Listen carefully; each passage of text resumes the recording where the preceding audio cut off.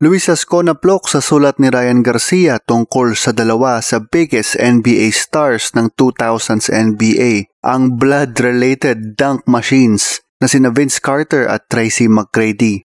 Forever silang linked dahil sa panahon na magkalaban at magkasama sila over the years, pareho sila nagkaroon ng legendary careers pero alam na natin, meron silang unique bond.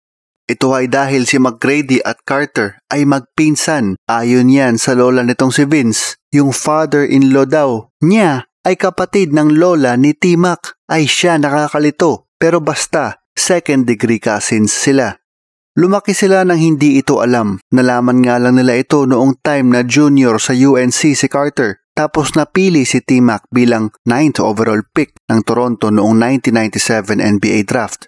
Saktong tadhana nga rin ang nagdala sa kanila sa Toronto a year later nang sinundan ni Vince si T-Mac sa norte nang makuha siya ng Raptors sa draft day trade na kung saan napili siya bilang 5th overall pick noong 1998.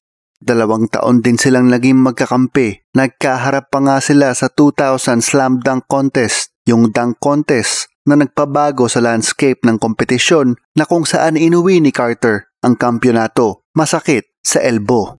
Pinangunahan nila ang Raptors sa una nitong playoff appearance noong 2000 NBA playoffs. Eventually, iniwan ni T-Mac ang Toronto para maglaro sa Orlando Magic na kung saan siya naging household name. Parehong Florida native, parehas stars noong high school. Pero mas matanda si Vince ng 2 taon. Naglaro si Vince sa North Carolina ng 3 taon bago tumalon sa NBA. Si T-Mac naman, sa kanyang high school senior year, lumipat ng Mount Zion Christian Academy sa Durham, North Carolina. At this time, di pa nila alam na magpinsan sila. Pero dito sila unang nagkaroon ng bonding. Madalas kasi sa UNC campus nagwo-workout si T-Mac. Hiraman pa sila ng locker. Medyo nagiging tropa na talaga sila, hindi pa nila alam na magpinsan sila. Hanggang sa isang araw noong 1997, sa isang family reunion, nabanggit nga ng lola ni T-Mac na may isa pa daw siyang apo na basketball player. Laking gulat ni Mac nung malaman niya na si Vince Carter ang tinutukoy ni lola. Tadhana nga naman, feel-good story talaga na di nalalayo sa mga magkakapatid o magkambal sa NBA at nakakatuwa na parehas decorated ang kanilang careers. Meron silang combined 15 All-Star games. Parehong naging household names ng 2000s era, nakuha pa ng Toronto sa magkasunod na taon. 21 seasons si Carter sa NBA, dinala niya sa mapa ang Raptors. Hindi lang dahil sa pagdakdak, kung matatandaan, halimaw din sa tres at assist itong si Vince Carter.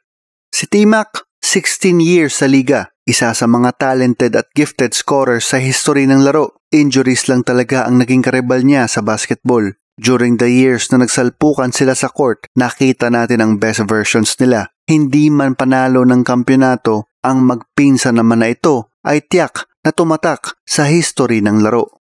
Hall of Famer na nga si T-Mac, si Vince siguradong pasunod na at hindi lahat ng magpinsan kayang sabihin na Hall of Famers sila. Siguradong lalong matindi ang family reunions nila ngayon. Ay syaplok hanggang sa susunod na episode ng Jump, Palero.